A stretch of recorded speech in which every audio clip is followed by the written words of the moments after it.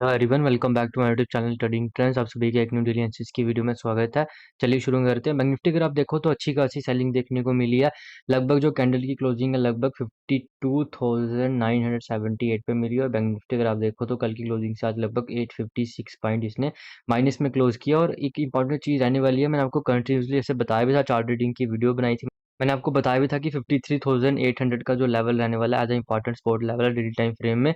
Bank Nifty का जो trend है इंट्राडे में तो चेंज हो चुका था फ्राइडे को, बट डेली टाइम फ्रेम में चेंज नहीं होता। डेली टाइम फ्रेम में कब चेंज होता? जब ये 53,800 के नीचे आके सस्टेन करता या क्लोज करता। उसके बाद अगर आप देखो तो मैंने आपको एक चीज इंपॉर्टेंट बताई थी कि 50 मिनट टाइम फ्रेम में अगर आपको 5 मिनट टाइम फ्रेम या 50 मिनट टाइम फ्रेम में आपको ट्रेड नीचे वाली साइड कोई ट्रेड मिलेगा तो आपको फुल क्वांटिटी के साथ घुसना है। उसका इंपॉर्टेंट रीजन यही था कि काफी बड़ी मूवमेंट हो चुकी है।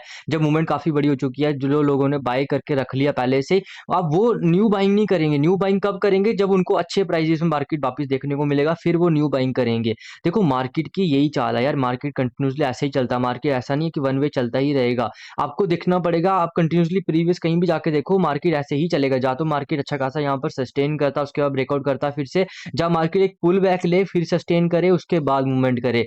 वो जो मार्केट की कंडीशन बनेगी आपको उसी के अकॉर्डिंग चलना है। और जब भी इतनी बड़ी मूवमेंट हो जाए, आपको थोड़ी अपनी क्वांटिटी साइज को कम रखना है। रिस्क मैनेजमेंट के अंडर आपको थोड़ा सा अपनी क्वांटिटी को और कम कर देना है। जितनी नॉर्मल क्वांटिटी ट्रेड करते हो उससे कम कर दो, क्योंकि यहाँ पर प्रीमियम नहीं बढ़ेंगे और बाइंग नहीं होगी तो प्रीमियम नहीं बढ़ेंगे।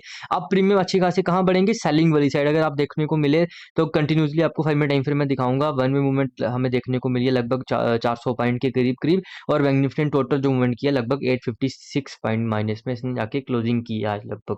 तो इंपॉर्टेंट रहने वाला है। देखो एक चीज आपको मैं और थोड़ी समझा देता हूँ कि कहीं ना कहीं आपको ये चीज समझना पड़ेगा। आपको कुछ भी एक्सपेक्ट नहीं करना है, आपको ये पता होना चाहिए कि प्रोबेबिलिटी कहाँ ज्यादा है। जैसे मैंने आपको कहा था कल भी, अगर प्रोबेबिलिटी कहाँ ज्यादा है, नीचे साइड प्रोबेबिलिटी ज्यादा थी, बट इसका ये मतलब नहीं मैंने कंप्लीटली इसको एक्सेप्ट कर लिया कि अगर बैंक निफ्टी नीचे ही जाएगा। मतलब ऐसा नहीं है कि मैं ये नहीं बोल सकता यार कि भाई बैंक निफ्टी ऊपर नहीं जाएगा, ऐसा नहीं हो सकता। मेरे को लॉस लेना भी आना चाहिए, लॉस को एक्सेप्ट करना भी सीखना चाहिए। क्यों? अगर बैंक निफ्टी यहाँ से थोड़ा सा बायस के साथ वापस आ जाता तो मैं अपनी पोजीशन को काट के उसको वापस रिवर्स करता, या कहीं ना कहीं मैं वेट करता वापस जब ट्रेड बनता। तो ऐसे मैंने चार्ट रीडिंग की एक वीडियो बना दी है, उसको मैं थोड़ी देर तक अपलोड कर दूंगा, पर थोड़ा सा मैं आपको यहाँ भी समझा देता हूँ। बैंक निफ्टी अगर आप देखो तो 5 मिनट टाइम फ्रेम आपको कंटिन्यूसली दिख रहा है। बैंक निफ्टी एक तो गैप डाउन खुलता है तो यहाँ पर पूरा प्राइजेक्शन बनता है, यहाँ मार्केट सस्टेन करता है, इनसाइड बार बनता है। जैसे यहाँ ब्रेक डाउन करता है, clear cut directional move, one way directional move आपको देखने को मिलती है। एक बड़ी मूवमेंट और कंटिन्यूसली वन वे आपको कहीं भी ऐसा देखने को नहीं मिलेगा कि प्रीवियस हाई ब्रेक हो रहे हैं या मार्केट कहीं सस्टेन कर रहा है। लगातार आपको देखने को मिलेगा सिर्फ रेड कैंडल्स देखने को मिलेंगी। और ऐसी मूवमेंट अगर हमें मिलती है तो प्रीमियम काफी तेजी से बढ़ता है। प्रीमियम काफी तेजी से बढ़ता है तो कहीं ना कहीं ऑप्शन बायर के लिए सबसे आइडियल कंडीशन रहती है। देखो कल के लिए इंपॉर्टेंट रहने वाला है। देखो कल के लिए फिर से मेरे को अधिकतम मूवमेंट आ सकती है, बट ये ऐसा नहीं है कि मैंने ये एक्सेप्ट कर लिया कि मूवमेंट ही आएगी। जब तक मार्केट इस लेवल के ऊपर नहीं जाता तब तक तो मैं यहाँ पर बाइंग साइड का ट्रेड लूंगा ही नहीं। और इस साइड इस लेवल से ऊपर जाने से पहले यहाँ पर आपको एक पूरा क्लियर कट प्राइजेक्शन चाहिए, अच्छा खासा यहाँ पर प्राइजेक्शन चाहिए। उसका रीजन ये है क्योंकि बैंक निफ्टी ने जो फाइनल क्लोजिंग किया है वो 53,000 के नीचे की है। और ये इंपॉर्टेंट लेवल है वो लगभग 300 के पास पास है। और जब मार्केट 400 पॉइंट की मूवमेंट कर देगा तो 400 पॉइंट काफी ज्यादा होता है। उसके बाद आप दूसरी मूवमेंट एक्सपेक्ट कर रहे हो तो मैं तो ये कहूंगा कि आपको वहां पर जा तो अवॉइड करना चाहिए, क्योंकि आपको ट्रैप होने के चांसेस काफी ज्यादा बढ़ जाएंगे। क्यों? क्योंकि जो डेली टाइम फ्रेम और इंट्राडे का ट्रेड अभी जो ट्रेंड चल रहा है वो कहीं ना कहीं नेगेटिव हो चुका है, तो उसको हमें थोड़ा कंसिडरेशन में लेना पड़ेगा। जा तो कहीं ना कहीं बैंक निफ्टी कल सस्टेन करे। उसके बाद आप कल एक्सपायरी भी है, सॉरी कल एक्सपायरी भी है क्योंकि 2 अक्टूबर को छुट्टी है, तो कहीं ना कहीं आपको देखना पड़ेगा कि इस लेवल के पास क्या कर रहा है। अगर यहाँ पर फर्स्ट हाफ तक सस्टेन कर दिया, मतलब गैप अप खुलने के बाद यहाँ पर ही सस्टेन कर गया फर्स्ट हाफ में, सेकंड हाफ में फिर मैं यहाँ पर एंट्री ले लूंगा। सबसे आइडियल कंडीशन रहेगी कि बैंक निफ्टी नीचे वाली साइड ट्रेड करे और इसी रेंज के बीच कहीं ओपन और यहाँ पर अच्छा खासा सस्टेन करे। देखो यहाँ पर अगर वन वे मूवमेंट करेगा या छोटा सा प्राइजेक्शन बना के भी करेगा, मैं तब भी एंट्री ले लूंगा। और अगर यहाँ पर बड़ा प्राइजेक्शन बनाता है, मतलब लंबे टाइम तक यहाँ सस्टेन करने का ब्रेक डाउन करता है, तब भी मैं एंट्री लूंगा। दोनों केसेस में अगर नीचे वाली साइड को एंट्री देखने को मिलेगी वहां पर मैं जरूर घुसूंगा। गैप डाउन खुलेगा फिर मैं थोड़ा वेट करूंगा। वेट तो मैं इन कंडीशन में भी करूंगा क्योंकि यहाँ प्राइजेक्शन का वेट करूंगा।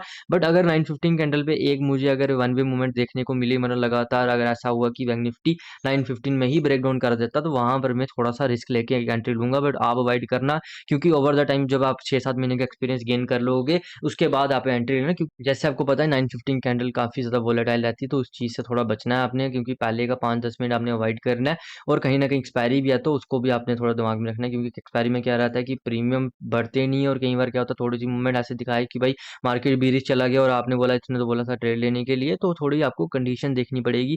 यहाँ जो डिसीज़न लेना होता है ना, वो क्विक लेना होता है, काफ़ी ज़्यादा डिसीज़न क्विक लेना पड़ता है। उस वजह से क्या होता है, कई बार आप ट्रैप हो जाते हो और उस लॉस को आप एक्सेप्ट नहीं कर पाते, और कहीं न कहीं उस ट्रेड से एग्ज़िट नहीं कर पाते।